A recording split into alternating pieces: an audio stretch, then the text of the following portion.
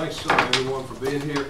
The purpose of us gathering in quorum is for the first of two budget hearings that are required by state law.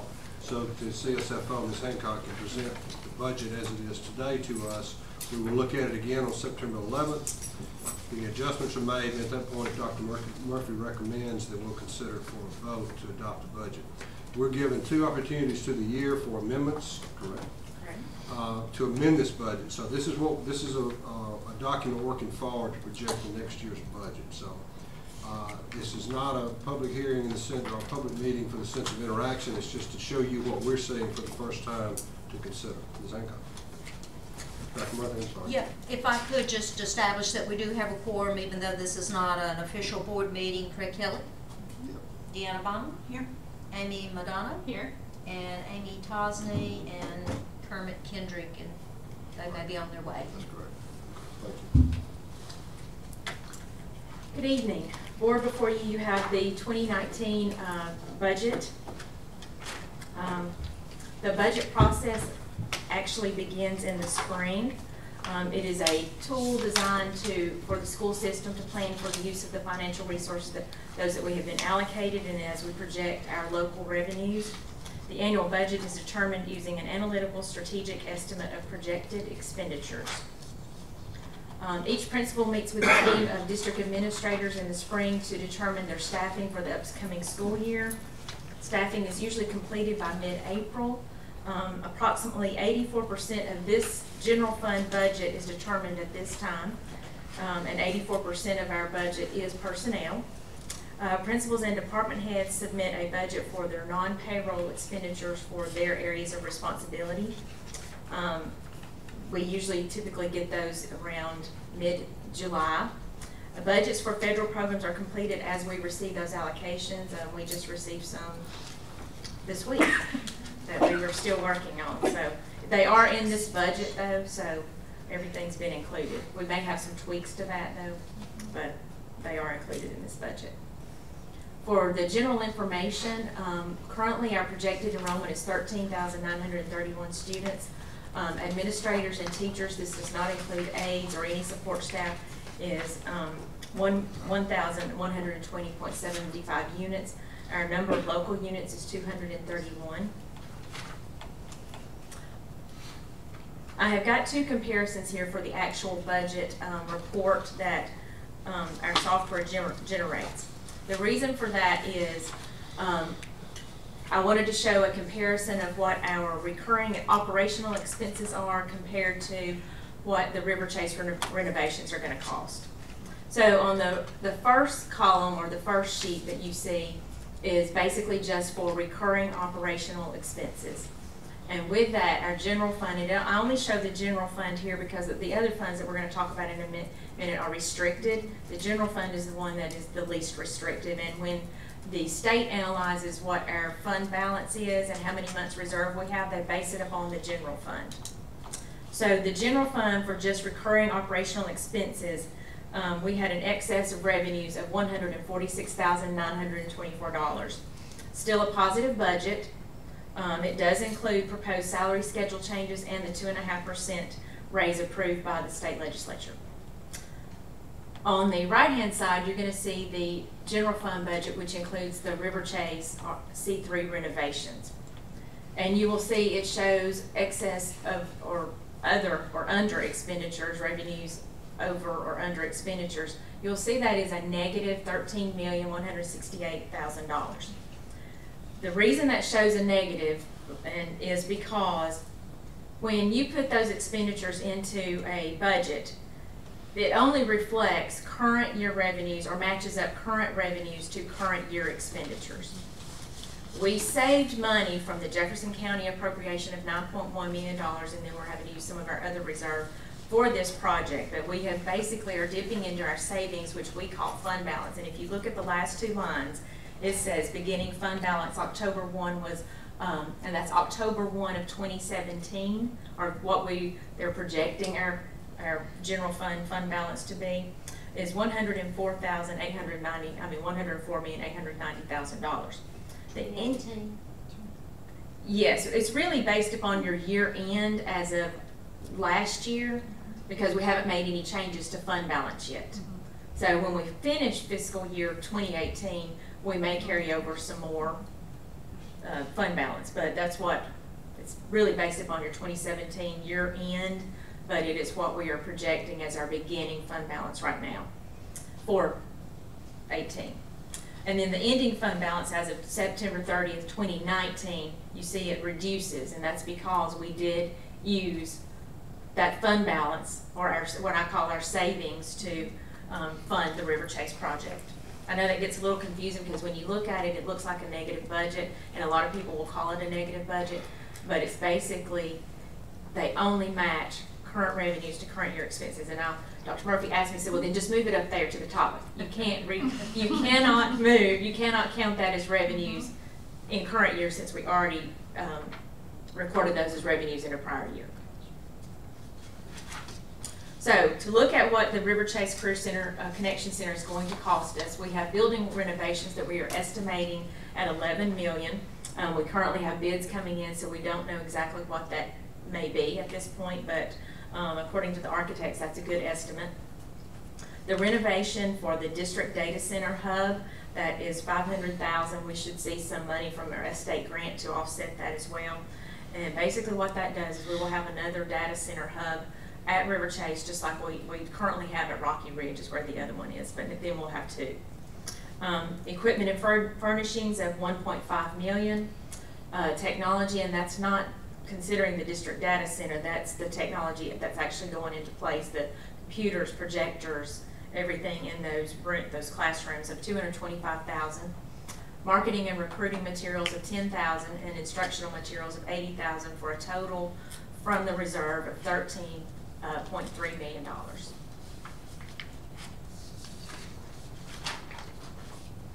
So when you look at our budget sheet, I want to talk about restricted funds because, as I mentioned, we've already talked about the general fund, which is the least restricted.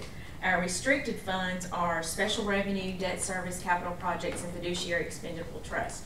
The special revenue column includes federal revenues and local schools, and of course that encompasses with the federal revenues the child nutrition program as well. Debt service is basically just your debt payment, and you have to offset revenues with exactly what your payment is. Capital projects, that is the state capital outlay allocation that we receive, and we budget projects based upon what that allocation is. So those are the projects, as you see, that is not showing River Chase because it's not budgeted from that state allocation. The fiduciary expendable trust fund is the funds that are on our books for PTOs and booster clubs. And then you have a total where basically it offsets everything in that total column. So a breakdown of the budget. Our general fund revenues are $144.8 million. Expenditures are $155.1 million to include River Chase. Our other fund sources or uses is a use, actually, not a source, of $2.8 million, and then the excess is $3.1 million, which of course, as I said, includes River Chase. The special revenue column revenues are $14.6 million, expenditures are $18.3. Other fund sources are $4.3 to give us an excess over expenditures of $665,000. Debt service, the payment will be $11.9 million. Revenues are from local funds are moved over there to offset that payment, so you will see that total out to be $0. Capital projects, our allocation was $3.5 million. We, of course, budgeted in our state capital outlay allocation and our capital plan as well, $3.5 million. PTOs and boosters from the expendable trust are budgeting $2.6 million for revenues, $1.9 million for expenditures, a use of other funds of $59,000 to offset an excess of revenues for $713,000, which totals our budget of revenues $177.7 million, $190.9 million in expenditures, $1.3 million in other fund sources, to give us a excess of expenditures over revenues of $11.7 million. So as we compare the projected ending balance from the most recent budget amendment to the proposed fund balance as of what we're projecting for this budget as of September 30th, 2019, the general fund, the projecting ending balance for this year is $105.5 million. And our proposed ending budget or ending balance for 19 is $91.7 million. You will see the reduction due to River Chase. But if you remember, for the 2017 year end, we increased our fund balance $27 million from some allocations that were one-time things that we don't normally have. Special revenue, the projected fund balance or ending fund balance for October 2018 is $9.3 million. The proposed ending balance for September 30th, 2019 is $8.7 million. Debt service balances out because basically you just keep your payment in there. And at some point, there must have been an excess. That's something we've just been carrying over since I've been there. But it's a ending balance of $689,000 for both 18 and 19. Capital projects, the ending fund balance was 3.2. We have not moved those local revenues over there yet, and we don't do that until year end. The proposed ending fund balance of September 30th, 2019 is 5.8. The expendable trust for 2018 is $2.1 million. The ending fund balance for 2019 is 2.2, giving us a total ending fund balance of 2018 of $120.9 million, as we looked at earlier, and a proposed ending fund balance of 2019 of $96.8 million. So for our budgeted revenues, we are budgeting for the general fund $144.8 million, for the special revenue fund $14.6 million, the debt service fund $11.9 million, which all comes from local revenues, capital projects fund $3.5 million, and the fiduciary expendable trust fund of $2.6, totaling our revenues at $177.7 million. Can I ask you a question? Yes, sir. The 1% Jefferson County sales tax, I think it's supposed to be 1 to 1.3 million. Is that in here? Yes, sir, it is. Okay. Where is it? It's considered in local revenues, general fund. With it's the in city general. and, okay.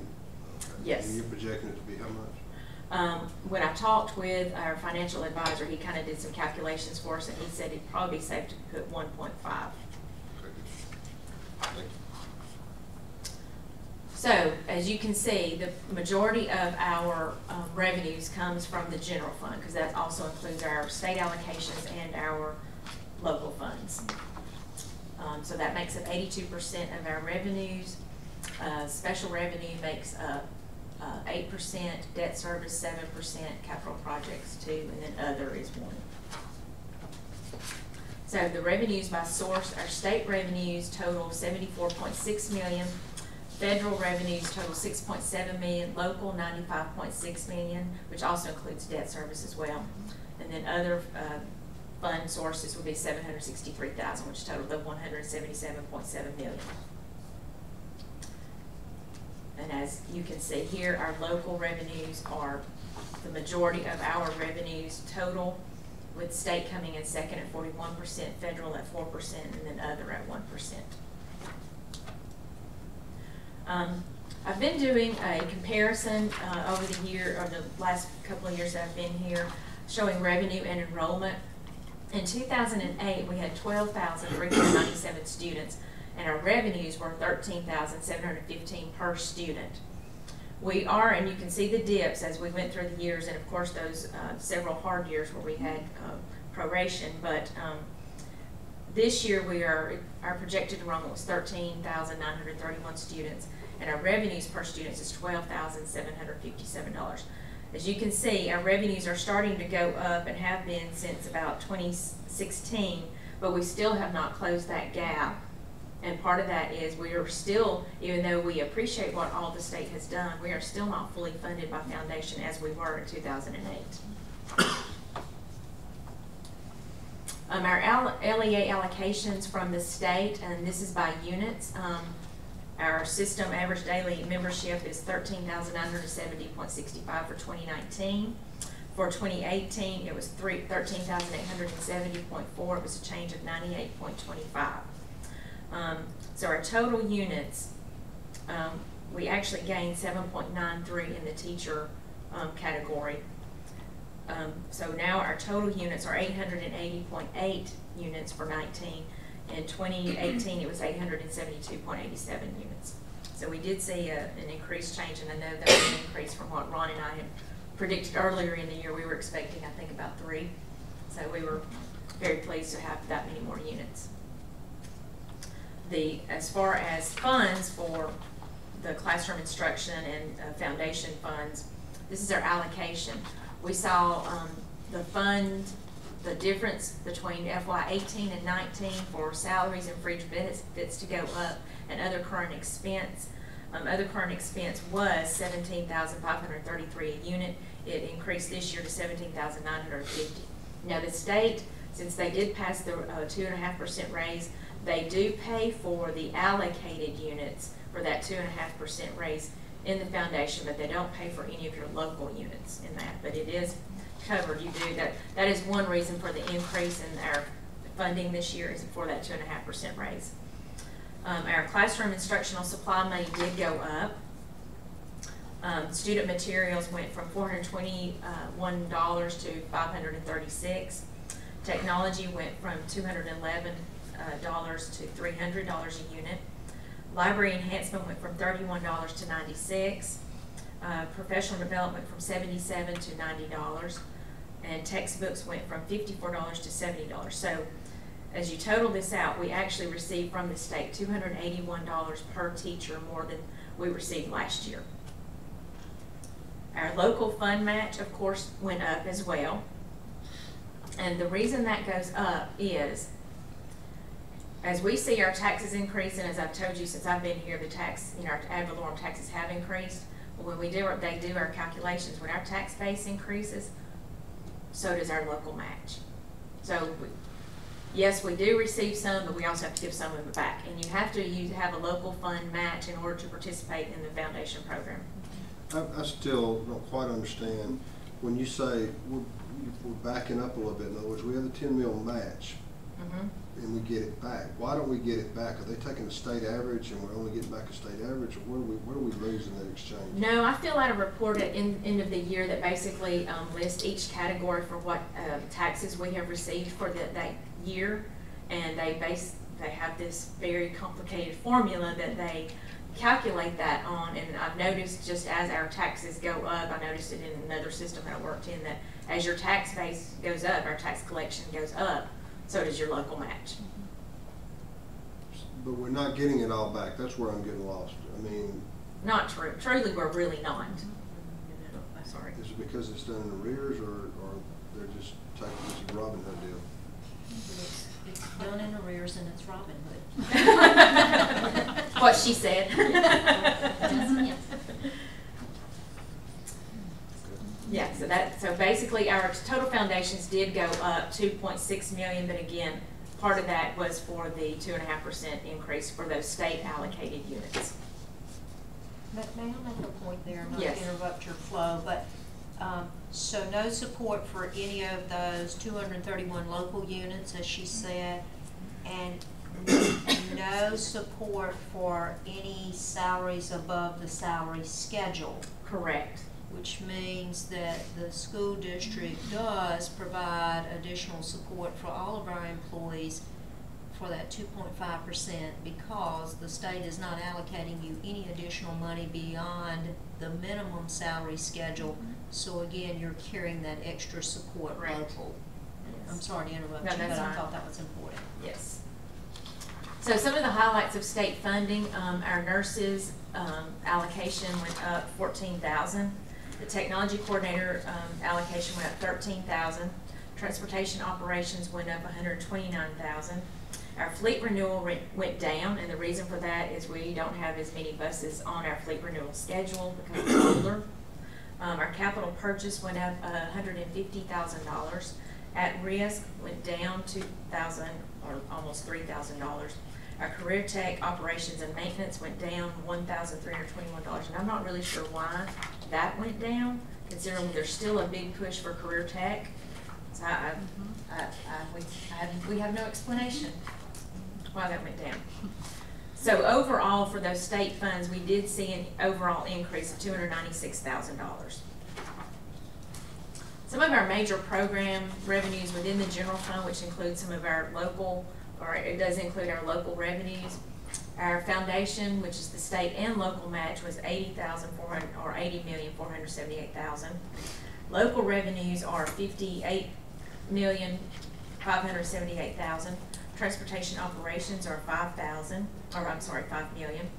ARI, or Alabama Reading Initiative, which pays for some of our reading coaches, but it does not pay for all of them, is $524,000. Ms. Hancock, I'm Yes. sorry to interrupt. I do want to make mention, the ARI, the Alabama Reading Initiative, the prior governor we had tried to remove that. Yes. And those fund several, 6 teachers?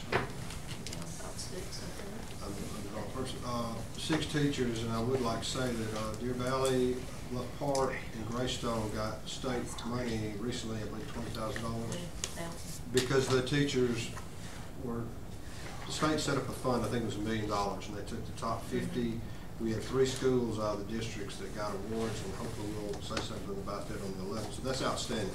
The problem is understanding with ARI, the governor, the prior governor, thought that the money was getting diverted into other projects, not being used for reading coaches, for reading teachers, and in fact, in this district, it has been used for that. So the grants we got show that, and then many other teachers, I think they probably limited us to 3, or we probably would have gotten more than that. So that's outstanding. Yeah, it did increase a little bit. And let me say also, another one of those reasons that they were looking to cut it is, since a lot of systems did get that allocation, what they were doing is putting first-year teachers as a reading coach. And there were a lot of complaints statewide. Hoover had not done that, but I know previous districts that I've worked with were doing that. It was a first-year teacher because they got an allocation for that. And, you know, that's not recommended, that you're better, you know, you want a veteran teacher in there teaching other teachers how to teach reading. The state nurse program received $496,000. The at-risk program, $212,000. I'm sorry, $2,100,000. I've got to cut them off there. I'm sorry. $2,100,000. Yeah, that's not right. I think it's $212,973. I think I'm putting an extra number. And then our national board certification is $700,000.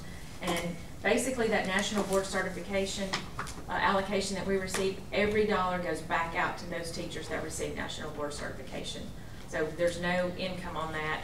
It's basically they give it in usually November, and it's basically paid as a supplement. So it doesn't come from the district at all? It does not. The district does not supplement that at all. And as a supplement, there's no payroll matching. Well, I'm sorry. Yeah, we do the benefits on that. So we have about 145 Yes. National Board Certified teachers, more than any other school district in the state, I might add. But we allow them to take the entire $5,000 per teacher, and the board picks up the benefit side of that. So all of those National Board Certified teachers get additional support from the board also. So when you look at our general fund local revenues, you'll see the different meals. Now remember, part of our Jefferson County meals are also allocated to that debt payment. So 11.9 million are in that column representing, so that we can offset that payment. So just in the general fund, what we have allocated from Jefferson County is 10.9 million, Shelby County 6.1 million, Hoover City 41.8 million. Medicaid reimbursement, we receive $410,000. The E-rate reimbursement is $171,000. Interest revenue is $500,000. And since we did make our investments last year, we invested $50 million in treasuries. We have tripled our interest income from that, and that looks to continue to grow. We are usually rolling over a bond once every month now, pretty much, because we did a ladder. I want to stop and say thank you. You're the one that, you won't say it, but took the we have good bankers well, that tell me these things. You led the way with the staff to dramatically increase, rather than having money basically earning almost no interest. It's secured in T-bills, but yes, and one rolls over tomorrow, and so basically, after talking with the financial advisor today, our strategy is working because we took the latter approach where one will roll over now pretty much every month. Our city council allocation or appropriation that they are willing to give us is $5 million. We do appreciate that. The county sales tax is 1.6 million. I want to mention here also that I did not add there was the YMCA for it's going to give us $500,000 for using our facilities for the after-school care program.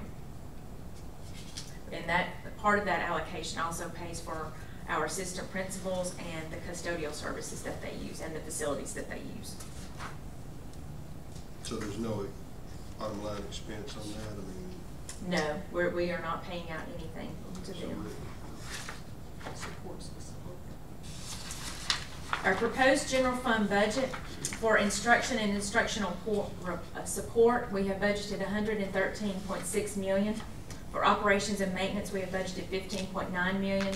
Transportation, $7.5 million. Capital outlay, $13 million. And the reason you don't see everything, the rest of River Chase right there, because that's really that whole line item is River Chase, is because all of that is not considered capital outlay, because some of that was material, some of that was the technology hardware, so you won't see all of it right there. Administrative, $4.5 million, other $533,000 for a total of $155.1 million of total general fund expenditures. And let me reiterate again, 84% of the general fund budget is for personnel.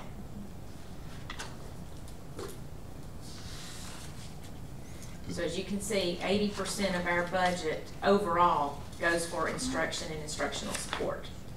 12% goes to operations, 4% transportation, 3% administrative, and 1% other. So looking, I'm sorry. Yeah, I'll go back.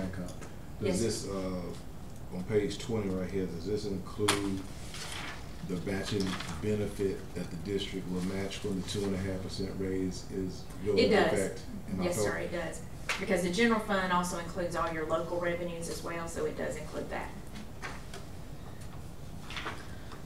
For our instruction and instructional support budget, as I mentioned, our total expenditures are budgeted at $113.6 million. We have 889.39 regular teacher units, 96.98 special education units, and 209.87 support units, which could be basically aides, and some of that's staff to support those students. Salary and fringes, which also includes supplements in this category, is budgeted at $104.8 million. Materials and supplies and textbooks are budgeted at $5.1 million. Purchase services are $3.6 million. Purchase services can be travel, it can be professional development, it can also be the contracted services that we do for special services as well. Operations and maintenance total expenditures are budgeted at $15.9 million. We have 39 maintenance employees, 96 custodial employees. Salaries and fringes are budgeted at $7 million. Utilities at $5 million. Maintenance supplies and equipment at $1.5 million, and maintenance purchase services at $2.3 million. That also includes our groundskeeping. Our transportation total expenditures are budgeted at $7.5 million. We have 1 director, 3 secretaries or clerks, 119 bus drivers. We have 42 special education bus drivers and aides, 15 shop mechanics and workers. And buses this year are funded at $7,109 versus the $6,000 and something that they were budgeted at last year. So the state did allocate a little more for that, but again, when you're looking at paying at a bus for over 10 years, if you were to take on debt for that, $7,000 per bus is not going to pay for a bus when they are typically cost. A special needs bus is around, am I correct, Jeremy, around 90,000, 103. 103 now, so they're at 103. So when you look at buses are still not funded by the state because that's not going to pay a bus off in 10 years. For new board members that may not know, and you correct me please if I'm wrong, Jeremy, they'll fund the bus to 10 years, and basically your automobile allowance is done. Exactly. Without a word. So after that, it becomes more cost efficient for us to maintain the buses than it does to buy a new bus and amortize the new bus. Is that correct? In certain situations, in the situation with the rezoning, we were able to take 10 buses. We spent around $22,000, had the buses detailed, completely refurbished the inside. So we were able to do that for about $22,000 or $23,000 versus $800,000 for 10 new buses. So, and if I think the state only funds 65–70% of transportation, Yes, so we're eating the rest of it, yes, we are. as other districts are. Yeah, and Jeremy and I currently have a plan. We are basically spending that fleet allocation down every year to purchase new buses. You can't use it for anything but either purchasing a bus or bus debt. So we're not willing to take on debt for buses, so we just basically spend every year that allocation completely down for fleet renewal and spend it on new buses. That allocation was actually put in reserve for several years, and there weren't any bus purchases, so we've been trying to spend it down and buy as many buses as we can so that we get funding for those new buses as long as we can. The 119 bus drivers, does that include the additional bus drivers we already know we're going to need, Yes, and they're now in training? Not the training ones, because we're not paying for those yet. So this is not the projected transportation total expenditures. So the expenditures are gonna be more. No, the expenditures are there. I just didn't count them as listing as a number, total number of what this is what we have right now as far as how many people, but there's more budgeted, 12 more positions budgeted in case we need them. But right now, we're not paying anybody for them. In this budget? Yes, ma'am. Okay. But right now, we're not paying those people. Salaries and fringes to include those new positions are $6.6 million. Fuel and oil is budgeted at $354,000. Parts, supplies, and equipment at $481,000. And I must say, with our parts and supplies, Jeremy has done a fantastic job of bringing that cost under control. And we've passed a bid, I forget, sometime last year, to recap tires, which has helped us in replacing tires as well. So that's really decreased that cost as well. The supplements, I said 2018, I apologize. I was doing this presentation about 10 o'clock Monday night, trying to get it to Dr. Murphy. So the athletic supplements are budgeted at $1.3 million. The non-athletic, those are include those paid by the local school, any board pay, some temporary or contractual employees, and then any deferred compensation is budgeted at $785,000.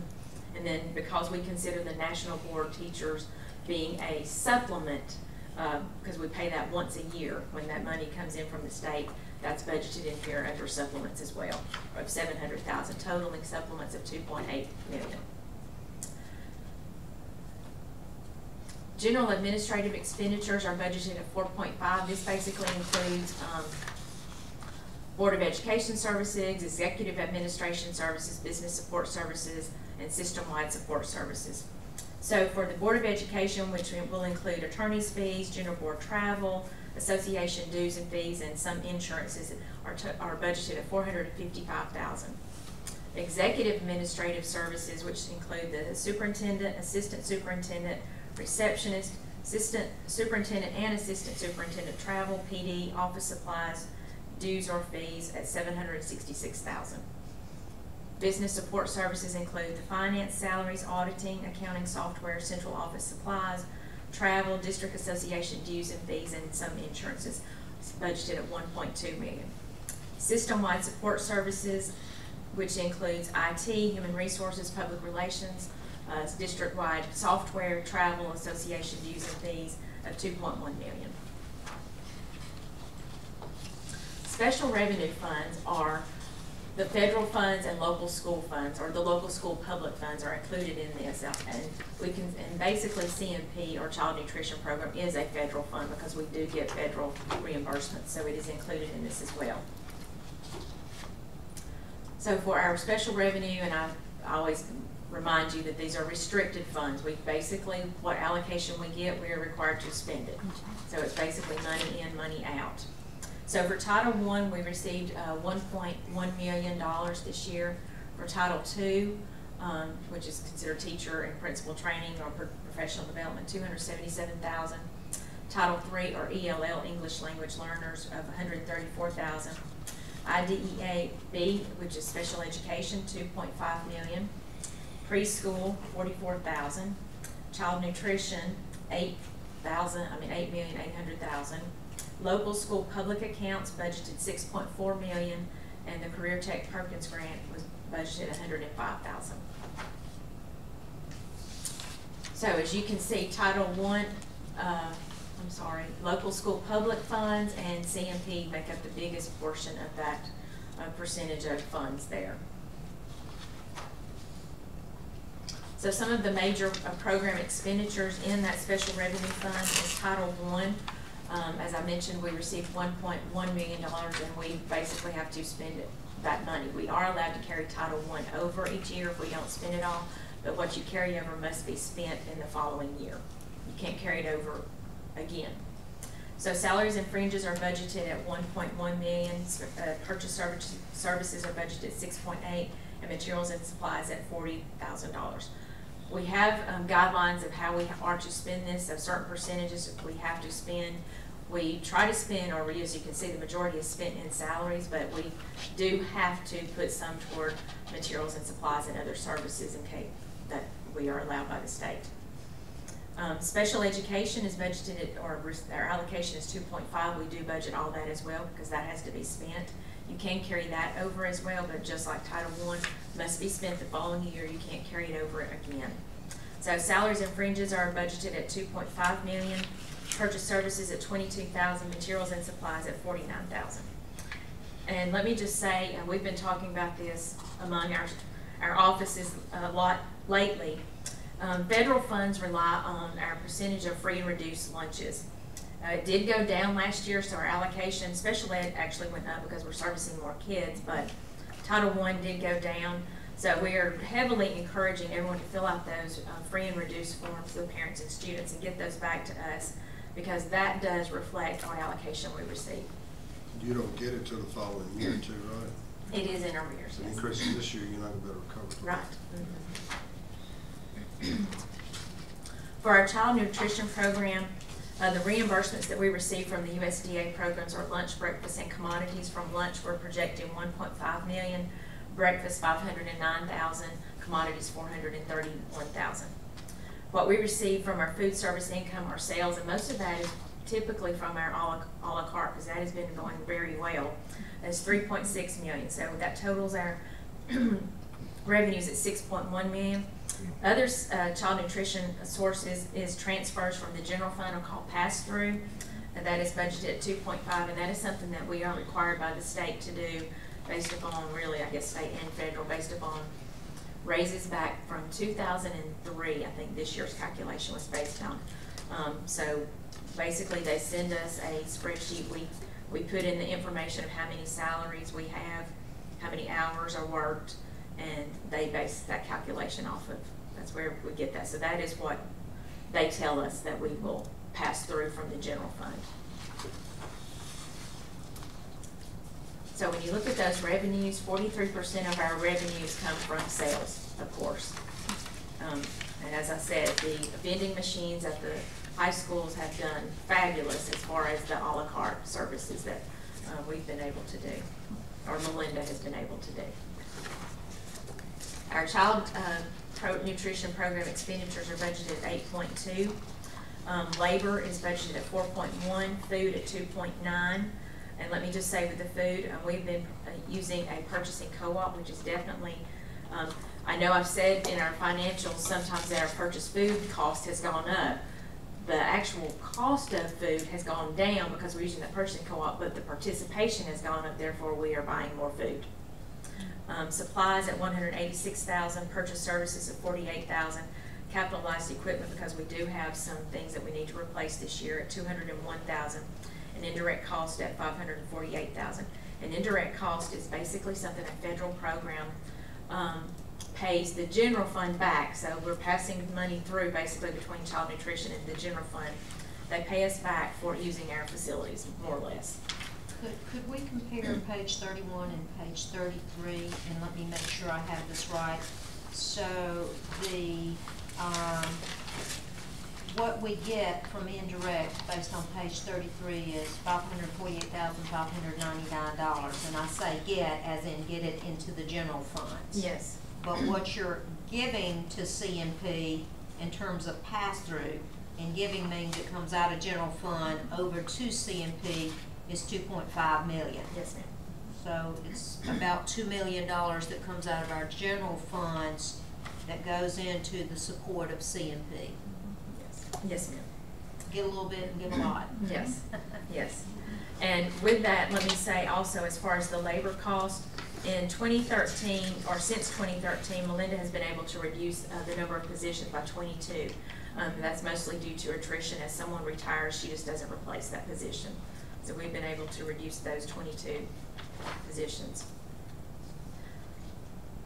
So looking at our expenditures, 54% of our expenditures come, of course, from labor, which was just like every other program in our budget.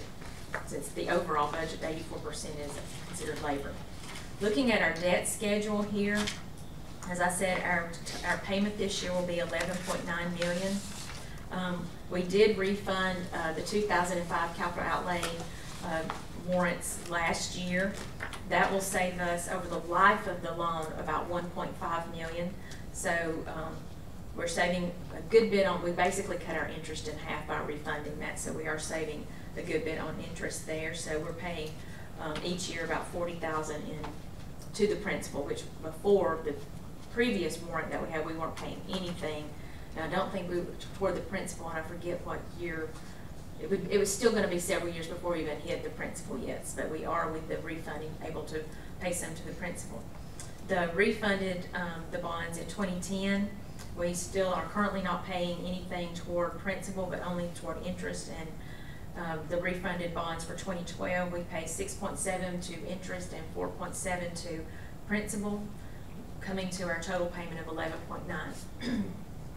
I know I've mentioned to you a couple of board meetings that we are looking at trying to, because our payment does go up to $13 million in 2020, looking at doing, making some changes and refunding some of those so that we can get in front of that payment increase and try to level it out some. The capital projects fund, what we receive is state capital outlay, which includes a local match. And again, just like the foundation program, the capital outlay fund also includes a local match. 2.9 million, the capital outlay match is 1.4. Our fleet renewal is 475,768, and we do have that completely budgeted to buy more buses. So looking at our capital projects plan, and this is just those funds coming from the state allocation. This does not include River Chase, but River Chase Connection Center will also be listed on the actual plan that goes to the state. But this is just what is we have budgeted from the state allocation. A partial roof replacement at Hoover High, we did have that budgeted last year with the new band room. That was really too many projects going on in the parking lot at the same time. So we decided to bump that back. So that is budgeted at $1.5 million. We're looking to replace the cooling tower at Bluff Park for $100,000, the Gwen chiller for $466,000, the Shades Mountain cooling tower at $100,000. We're looking to do some other replacements throughout the district for HVAC at $500,000. District-wide paving, and we budget this every year. We try to keep everything on a cycle as to what we repave each year and try to keep everything as updated as we can, unless we see some major ones of $250,000. And we did just do a bond, or a bid with the city as an addendum to get much better pricing than what we've typically been getting. So we were very thankful they allowed us to add on to their bid. We also budget each year for interior and exterior painting for the schools each year. This year we're budgeting $150,000. We also have that on a cycle each year as I do facility assessments with the principals.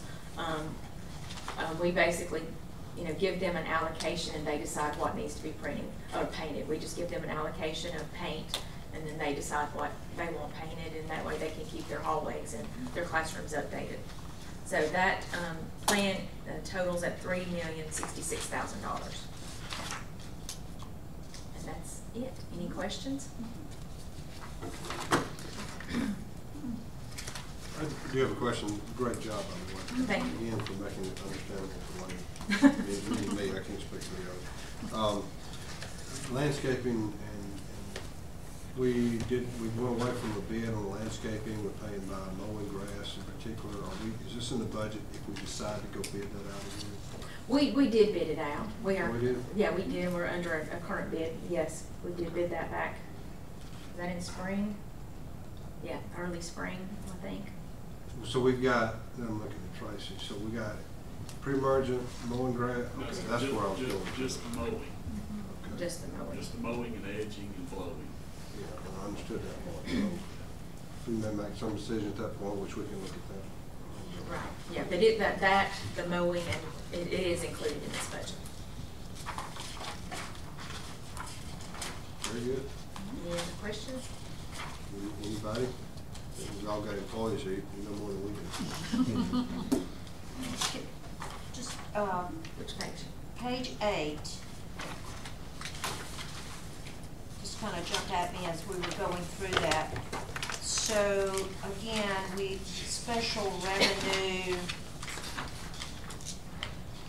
special revenue is federal, local school money, C&P. Yes, how we define that. Yes, ma'am. So we will expend more money in special revenue than the revenue we're going to get. No, we have an excess of revenues of $665,000. Okay. Total. So other fund sources, so we have revenue coming at 14.6, expenditures at 18.3. Do you know what that other 4.3, where does 4.3 million come from? That includes the transfers between the schools and the district. That could be if they pay for a sub and they reimburse us for that. It could be, Transportation? no, transportation's not in special revenue. That's the pass-through to the CMP. That's also where we allocate, we pass through those supply money that we receive from the state and the discretionary funds that we give to the schools. We pass that through, so that's shown as an other fund source there. And because it's positive, it's considered a fund source, not a use. If it's negative, it's considered a use. Page 9, the 689,567 that we have there, it's just been a carryover for several years. Evidently, I don't know if they refunded at some point and the payment went down and they had already budgeted. I'm not sure, but that's just kind of been sitting there carrying forward. Any value in taking that $689,000 and paying toward debt additional? Because about 62% of what we're paying every year is interest, it's not principal. Is Right. there any value in that? I don't know. I mean, yeah, we can. It's just been kind of sitting there carrying over. I mean, again, it's still in our Pretty coffers. small It's just in compared that, to yeah. what we owe, but just a thought Yes. of whether that would be a benefit. I don't know. Yes. Is it earning anything? It is. Okay. It is. That's the truth. Is there an ideal of what your ratio of paying toward principal versus interest is? Because we look like about 62% of everything we're paying is going interest, not toward principal. Oh, Is there debt. Is there a? On debt? Is that what- Yes, debt, Yes. sorry. Yes, and that would change if we do make some decisions about refunding those, because we would actually refund some of the 17, a few of those, some of the 2010s and some of the 12s to try to balance everything out. So we might get more going toward principal and less toward interest. Yes, ma'am.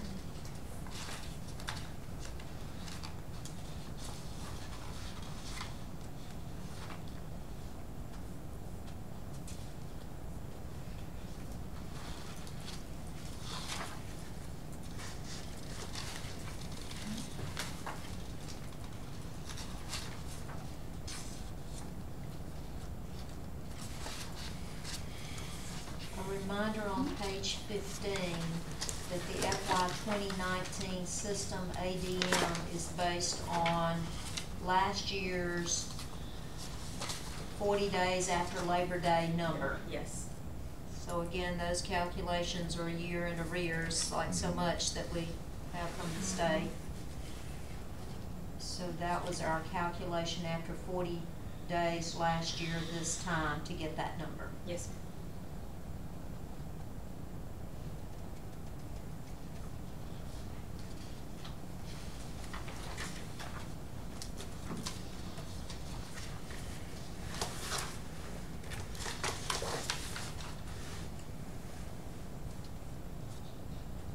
At-risk money, we need so much more at-risk money. Mr. Kelly and I had an opportunity to go to the Federal Commission hearing session this week. And Title IV is, I realize this is state funding here, but Yes. just to mention Title IV federal is a critical place where school districts could be supported with mental health, SRO officers, threat assessments, surveillance cameras, monitoring.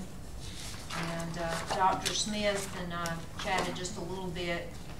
Dr. Smith, do you mind just what we got last year and what we're getting this year? And this is our federal pot of money that could help us with some of the challenges that we have. Do you mind me putting you on the spot? Would you share that? Yes, last year was the first time we've received that allocation in several years.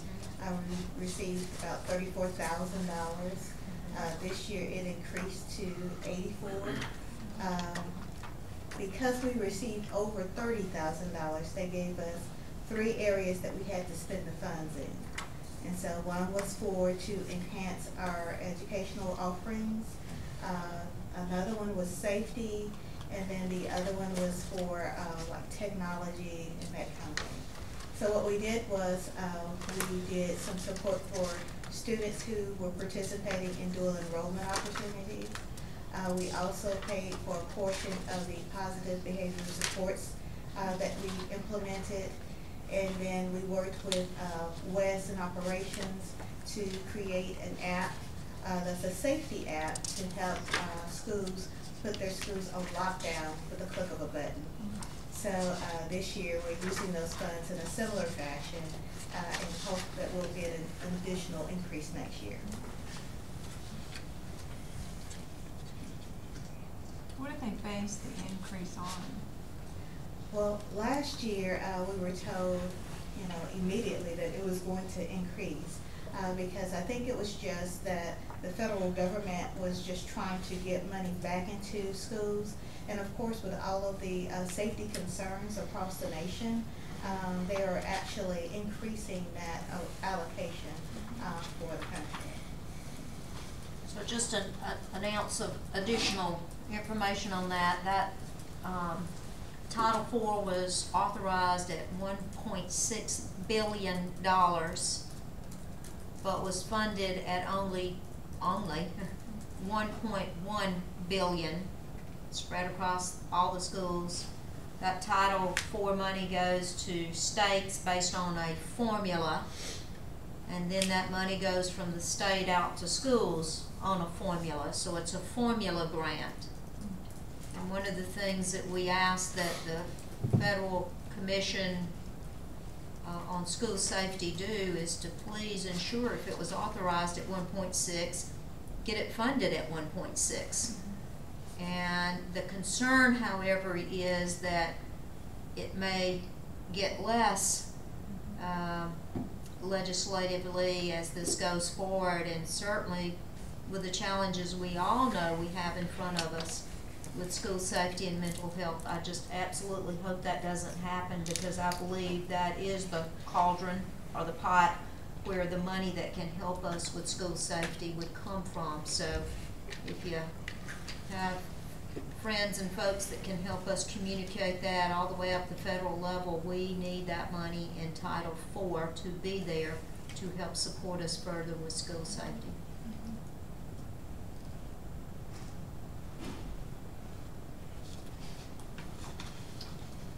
Tina, please allow me to say how proud I am of the work you've done, that Michelle and your entire department has done.